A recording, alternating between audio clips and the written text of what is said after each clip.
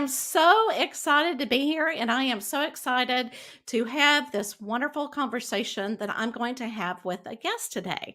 And I hope that this helps you, motivates you. I hope you learn something about the spiritual world that you did not know about and inspires you to continue on your spiritual journey. So, welcome, welcome, welcome to Michelle's Inspiration Hour. So before we get started, I'm going to say a quote that I found in our guest book, and it says, "Don't give up before the miracle happens," and that's by Anon. And I just love that quote because a lot of people think, you know what, I'm on the right spiritual journey, and then things get difficult, and you stop. And then things stop happening until you get right back on that pathway. So let's go ahead and talk about our next guest. So, former emotional hot mess and world class awfulizer, Jennifer Moore supports other highly sensitive, intuitive women to release empathic, overwhelm, and distress so that they can access their inner wisdom and power. Jen brings over 30 years of experience to her work, where she merges practically intuition and skill to offer insight, guidance, and emotional freedom to those she serves. Jen holds a master's degree in psychology and religion, is an accredited master trainer for EFT International, founder of Empathic. I don't know why I'm having a hard time saying this. Empathic. There we go. Empathic Mastery Academy. Author of Amazon bestseller Empathic Mastery, host of the Empathic Mastery Show, and is the creator of the two Oracle decks and the photographic. Oh my gosh, photographic healing tarot. I may need to redo that. So let's go ahead and bring on our guest. All right. Hi, Jennifer. Don't you love how you get tongue tied when you're trying to introduce somebody and it's just not working?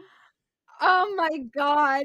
I mean, as another podcaster, I feel you so much because I have had so many times where I start reading a bio and I just flub the line and I have to rewind and start all over again. So, yeah, I don't know, it's something about bios. They're designed to be read wrong, Oh, absolutely. Well, you know what, Yeah, too? It makes us human. People exactly. go, you know what? Exactly. You can't be perfect. There's we're going to mess things up, but it's okay to be messy. And I love in Yeah, your bio that you said emotional hot mess. exactly. Yeah. So tell us, I am so excited to learn about where you have been, what you have done, because you have done so much. I have. I have, and I'm like, "Oh my goodness," and we're gonna just, like, scratch the surface. I'm sure, Michelle, you and I could be talking for hours and hours and hours, but, yeah, I mean, I was a highly sensitive, very emotional child, and the thing was, I was always reacting instead of responding. I was constantly, like, flinching to the world around me, and so from a very, very early age, I was being told that I was too sensitive, that I was overreacting, that I was taking things too personally, that I was worrying about things too much, and that I just needed to kind of suck it up and get over it. But the problem with that is that, um, you can't necessarily just suck it up and get over it when part of the issue is that you're picking up a lot of the things that are going on in the world Mhm. around you that other people aren't necessarily owning. Oh, absolutely. So, I could go on and on about examples of how being a hot mess affected me, but I guess what I would say is that one of the things that it really did was it really hobbled my confidence and it hobbled Mhm. my sense of risk taking and the ability to trust that I could do things. And so, on one hand, I was an artist and I was a creative person, and I was, I felt very, very strong in my convictions about certain things. But on another level, like, I didn't believe that I could work a 9 to 5 job. Mhm. I didn't believe that I would get anxious about making a phone call. Didn't necessarily think that I would be capable of just trying certain things out. And I look back at my life now and I think, wow, if I had had more self esteem and more self confidence, Mhm. how different would my life have been? Right. Yeah. Absolutely, and did you have a lot of people say, "Oh, honey, not only are you creative, you're oversensitive, but you may be a little depressed." I mean, did you have a lot of people tell you that? And then when did you realize also that you go, "You know what? There's more to it than what everybody keeps telling me." So, I mean, in terms of there's more to it than anybody keeps telling me, there are so many pieces to that question because there's the awareness of there's more to it in terms of being an empath that has to do with like I'm picking up on the thoughts, feelings, and energy from the world around me. But then there's more to it in the sense of like the spiritual realm and the magical realm and knowing that there's things. And in many ways, both of these awarenesses really kind of came to this amazing like moment of clarity, kind of like dawns on marble head when I was 9 years old, because I had my first like undeniable prophetic dream. And what happened was I was 9 years old and I had this vivid dream that my mom died. And the next day, I had the worst day of my entire life. I was definitely a depressed 9-year-old at that point in time. And so at the end of that day though, at dinner time, my mom announced that the mother of one of my very first best friends had died the night before of breast cancer. And I knew that there was a correlation. I just knew that there was a correlation. And so for me, and I will say that this was a child who had moved out of state, and we're talking the 1960s when nobody was using phone calls to talk. Like parents would not be letting like 6-year-olds talk on the phone with each other. Like the long distance bill would have been, just like absolutely prohibitive. And so I had not been in touch with her at all for a number of years because they had moved when we were both about 6, but I was still connected to her. And so that experience showed me that I was connected to things that were bigger than myself, showed me that there was more to the universe than is dreamt of in our philosophy, but also showed me how I was sensitive to picking up the emotions and the experiences of other people. It's only been very recently that as I've been recording a number of podcasts, that I had another understanding about this, which is that, and I'll just share, because of, having written Empathic Mastery, my whole specialty is working with highly sensitive empaths. Let's just start with just sort of a fundamental definition of my definition of what it means to be an empath. And so an empath is a person who picks up the thoughts, the feelings, the energy, could be an animal for that matter, Mhm. but is a being who picks up the thoughts, the feelings, the energy, and the sensations from the world around them. Except that, unlike somebody who's an intuitive or a psychic or a medium, where they know they're picking up information from the outside world and they know it's coming from the outside world, empaths pick this information up, but we process it like it's our own. So if I'm picking up sadness that is going on in the world outside of me, I'm going to, where a psychic might be or an intuitive might walk into a room where there's been an argument or a fight or somebody's been having a really hard time. They would walk in and they'd be like, wow, this space feels really sad. This Mhm. space feels really angry. This feels like something's just really intense has just gone on in here. The empath walks into the room and goes, why do I feel so sad? Why do I feel so angry? Why do I feel so weird? And so what I realized with this 9-year-old experience was that I did not process it. Like I didn't have a vision or a picture of my friend standing at her mother's deathbed. I experienced it as if it was my own. Mm. And so that for me was like a very, very important indication that there was something going on with me, that like I was not just like the average bear, you know? Right. And so that's kind of gives you the whole thing. And then you asked the other question of like, was I told I was depressed? I don't think I necessarily started being told I was depressed or receiving that kind of quote diagnosis Mhm. until I was in my later teens. My moods and particularly my depression correlated directly with my hormones. Mm. And in hindsight, I'm really sad that nobody was doing much work around PMS at that point in time, Right. because even just tracking my period would have made a huge difference, because Right. it never failed. I would get black moods 3 days before I was gonna get my period, be like, "Why do I feel so horrible?" And then all of a sudden it was like, "Oh." Like, life got a lot better when when I just started to keep a menstrual calendar, Yeah. just Right. so that I was like, "Okay, that's why you're gonna feel this way."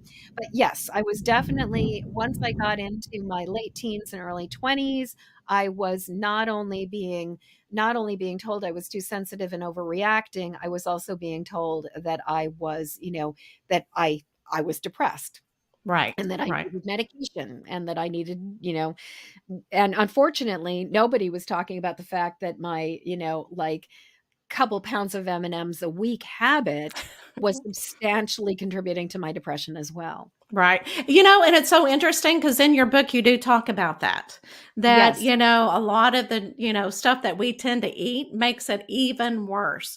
it makes And it even worse. so can you kind of talk about that since you brought it up about the M&Ms? How does Yes. that affect you? So basically, at this point in time, there's a lot more people talking about like the gut brain connection, and how, our gut directly affects our mood and directly affects our brain. Some people, like, I've even heard it explained that like the cellular material that is in our brain is comparable or similar to the cellular material in our intestines. And so the thing is that sugar, as you know, feeds, or most people know, feeds bacteria. It feeds, like, if you eat too much sugar in your mouth, you're going to get cavities. If you eat too much sugar in general, you're kind of going to get cavities in the rest of your body too. And what happens is, once our body gets too much sugar, there's a couple things that happen. Insulin is a hormone. And so when we eat too much sugar, we dysregulate our hormonal balance. And one hormone almost inevitably affects all of the other hormones. So it becomes a cascading effect. So when our body is trying to compensate for too much sugar, we're going to set our body's equilibrium off, and we're going to kind of go into this hormonal imbalance.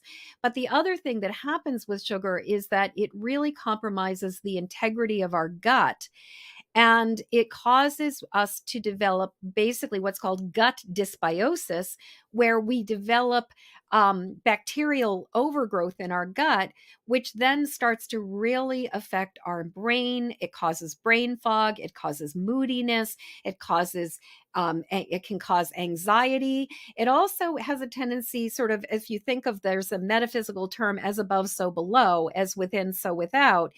If you think about, as you're eating foods that are causing gut dysbiosis, it compromises the integrity of the gut lining.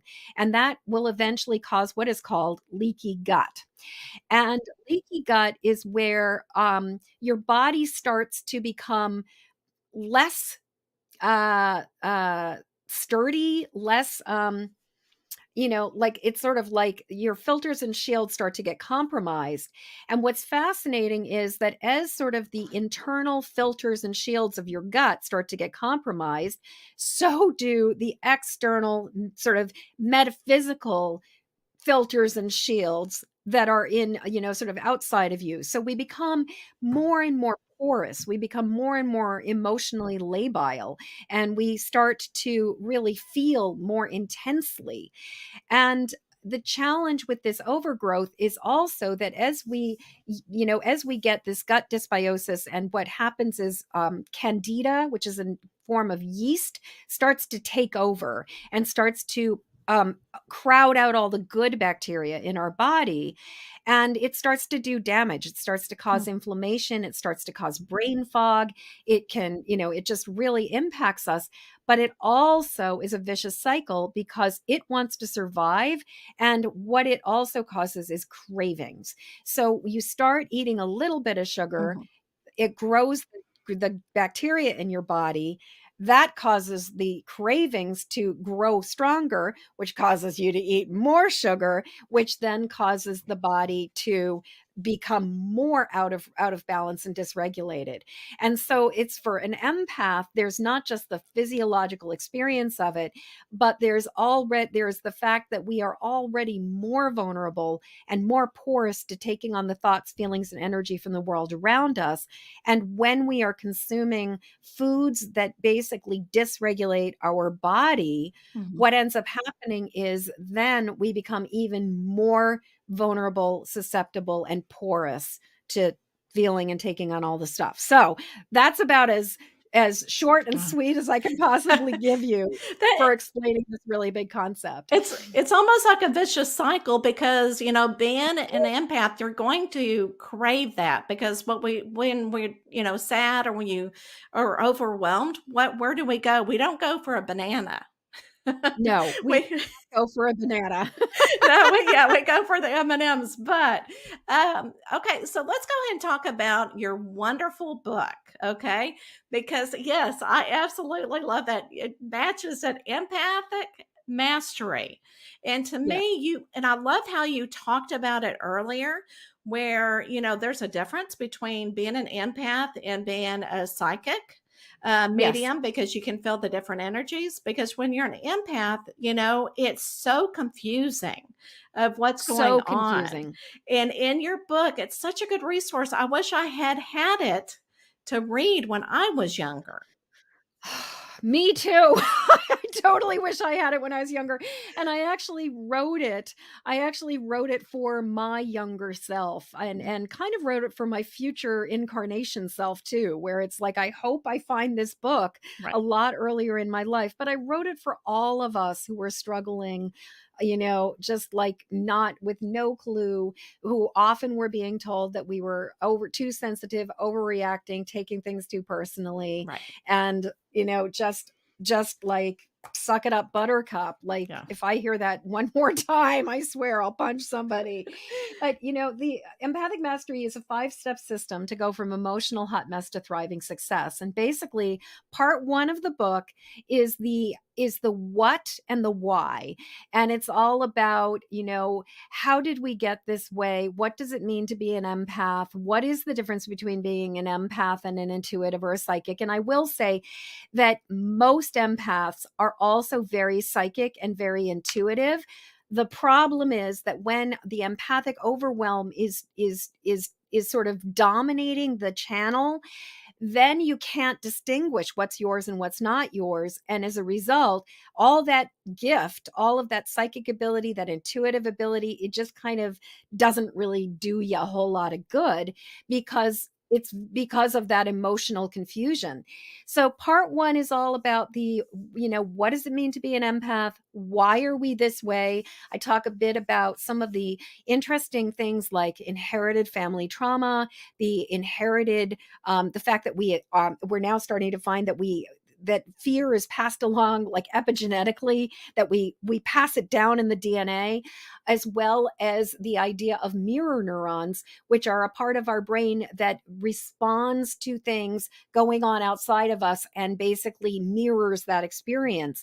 And one of the theories is that empaths have more mirror neurons than the average person does, that we're more sensitive to these things. So the first part is all about what does it mean to be an empath? Why are we this way? And what is the impact of this? The second part is the how. The second part is the 5-step system. And what I discovered over the years is that, I don't know if, probably you and I are fairly around the same generation. And, when we were younger, the advice that I think most of us were being given on a spiritual path was like twofold. One was open yourself up to receiving more information. So any of the psychic or spiritual development classes were mostly about how do I get more information, not how do I process the information that I'm already getting overwhelmed by. But then the other part of it is that so often we were just told, just send love and light to it, put a bubble of light up around it, and everything will be fine. The problem with trying to put up protection in a bubble of light before you address the stuff you've already absorbed is that it's kind of like, having gasoline in a pressure cooker. It's like you can close the pressure cooker, but if there's gasoline in it, it's going to cause you problems. Or one of my favorite descriptions is like if you were in a shower or in a bathtub and you had the bathtub drained and, you took a bath, you washed all the dirty stuff off of you, but then you didn't drain the bathtub and then you just pull a shower curtain around, it's not gonna work. And so what I discovered was that we absolutely need to do two things before we can really protect ourselves from taking on more energy. And that is, first, we need to recognize that we are feeling out of sorts. And over the years, recognize has gone from sort of the what's mine, what's not mine to, first we recognize we're an empath, then we recognize when we're out of sorts and Mhm. we're feeling off of our baseline. Then we start to ask ourselves the question, is this mine? What's mine? And then we ask the question, what's mine, what's not mine? And finally, where is this coming from? What is this about? So the first step is very much about discernment. It's about identifying and discerning. The second step is release, because um, you know, if we are carrying, we've absorbed stuff, we need to release it, we need to let it go. So this is about letting go of the stuff that is not ours, but Mhm. also letting go of the stuff that is no longer serving us. And as you mentioned, I'm an EFT practitioner and a master trainer for EFT International. Mhm. And so release, I have found personally that tapping EFT is one of the most effective tools I have ever encountered. And as you did your homework and you're amazing, I have to say, that amazing trailer, I've never felt more beheld and seen. It actually brought Oh, tears to good. my eyes. Thank you so Oh, you're much. welcome. Oh, I was so Thank you. moved. And so as you could see from that trailer, I have a lot of training in a number of different modalities, flower essences, Reiki, breath work. I've also shamanic practitioner, as well as years of talk therapy and um, a master's degree in psychology and religion with an orientation towards pastoral care. And what I found is that nothing has been more effective in terms of shifting energy and shifting pretty much anything that is going on than tapping EFT has been for me. So, release is all about letting go of the stuff that's not serving us. And then the third step is protect. And that is both about energetic boundaries, where we can establish and build up our filters and shields so that we are not carrying around all of the intensity from the world around us, or picking up the intensity from the world around us. But it's also about strategic boundaries. It's about things like your crazy family member sends you a drunk text at like midnight, you don't answer it. That if you don't have the resources, that if you don't have the mental and emotional energy, or even if you just don't want to do something, that you don't have to, that you don't do it, that you set a boundary. No, I cannot give you $300 because of your poor planning. No, I am not going to drop everything in my life to go fix your emergency. And for me, protection is as much about having that robust set of sort of replenished filters and shields. In some cases, for empaths, it's having a sturdy kind of aura for the first time in their life. Um, but it's also about really knowing, like, not my monkey, not my circus. And also, one of my absolute favorite lines in the world is, your poor planning does not constitute my emergency. And really giving ourselves permission to say, no, not my monkey, not my circus, not my problem. you do you, boo. Like, so sorry you're going through that, but not my responsibility to fix this for you. And so that is protect. And then the fourth step is connect, because, you've heard the saying, the universe abhors a vacuum. The most effective way to stop ourselves from absorbing and taking on more negativity is actually by replacing it with positivity, by replacing it with something greater than ourselves. And so for me, connect is about connecting to divine source, connecting to our spiritual gifts, connecting to awareness of the fact that, like, we are part of something substantially greater than ourselves. And that when we feel that interconnection, life is easier, life is better. And then the fifth step is act, which has to do with, now that we've figured out these things, how do we live in a different way? How do we act in a different way? How do we live as responsible empaths, as opposed to world-class awfulizers who are rushing into rescue and taking on all of the stuff and feeling the sense of urgency that it's our job to fix everything? And so a very big part of act has to do with really recognizing not just what's ours and what's not ours, but what's our job and what is not our job, and not feeling the burden of responsibility for things that is really not our job to do. Because one of the things I've seen, I know from my own personal experience, and I've seen with many other highly sensitive empathic people, is that we volunteer support before we're ever asked for it. Mhm. And a lot of times we don't just volunteer it, we meddle. Mhm. We go in there, we get our hands into things. We think we know better. We think we know what somebody needs more than they do, and we kind of will rush in to rescue with no consent, with Mhm. no permission.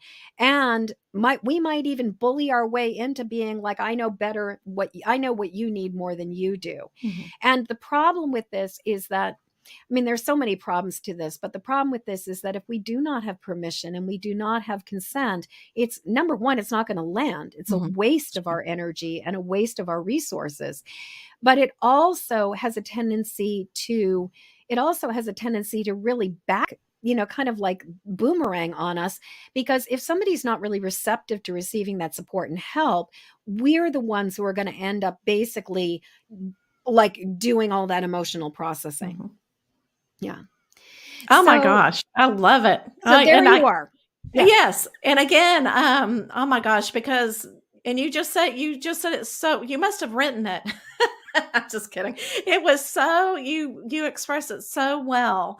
And again, I think so many people need this because you do get into, I can't say no.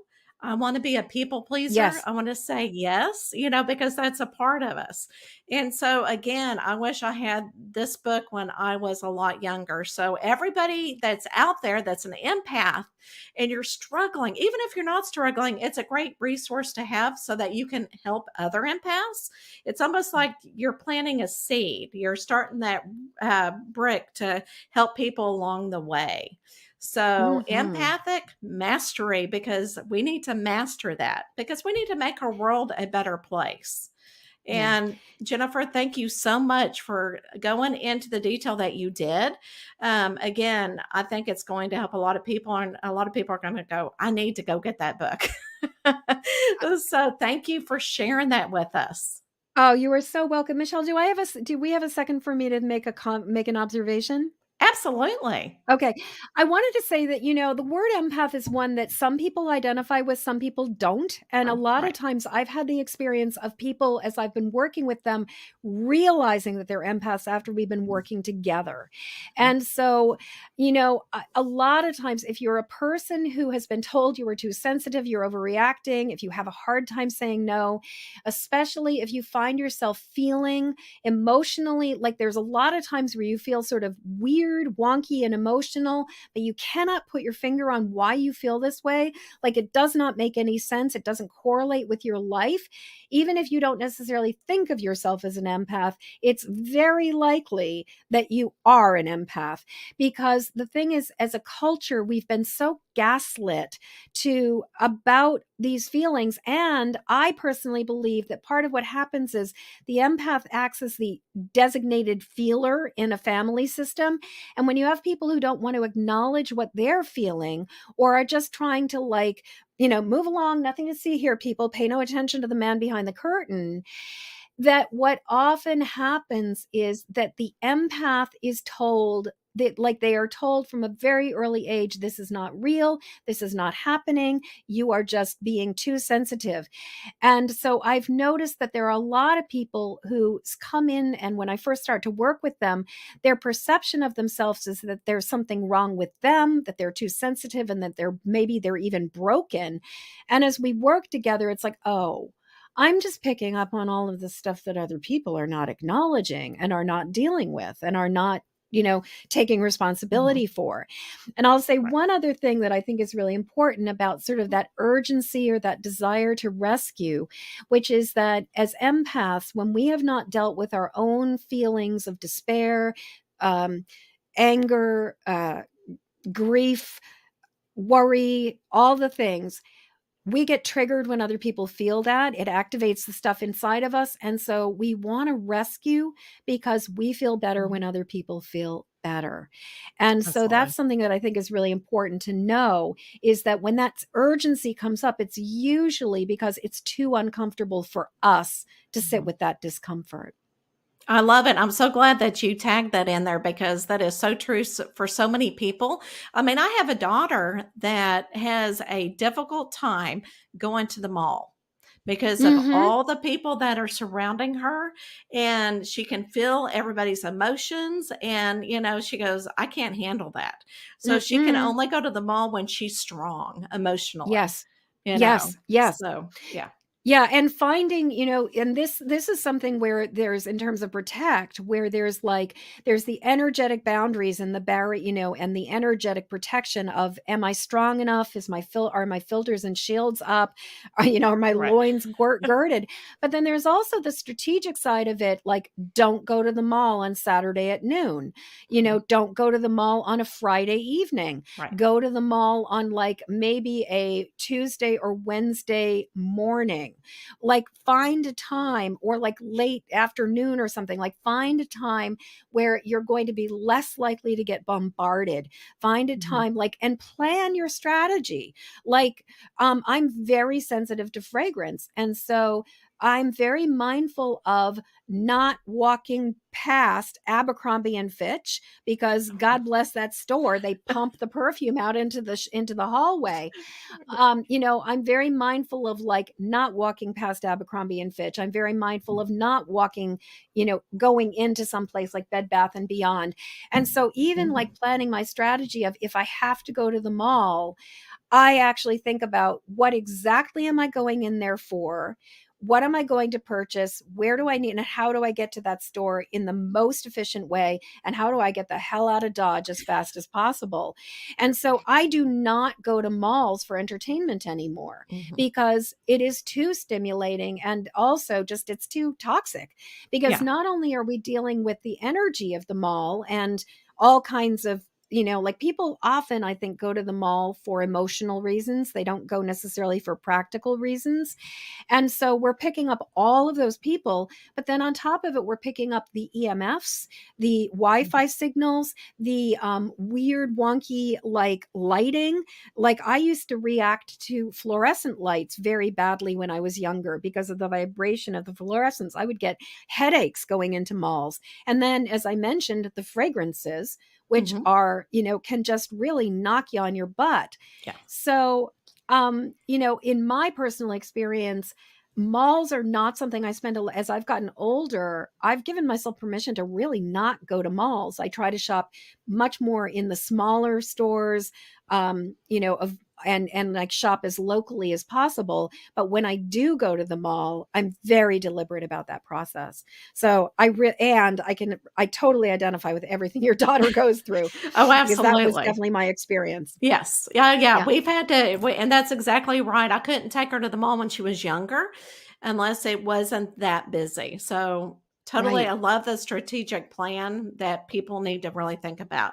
Okay, are right. you ready for the last question of I am. Okay.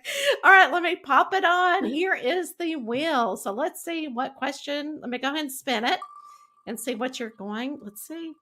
Anticipation. Oh It's my making me gosh. wait. Okay. Favorite book? Oh, All right. So, besides your own okay. book, what is your favorite book of all time? Oh my god, that is such a hard question. I love books. I love books. I love books so much, and it really depends on the day. Can I have Yeah. 2? Okay. Absolutely. You Um, can answer yeah, as much as so you want to. okay.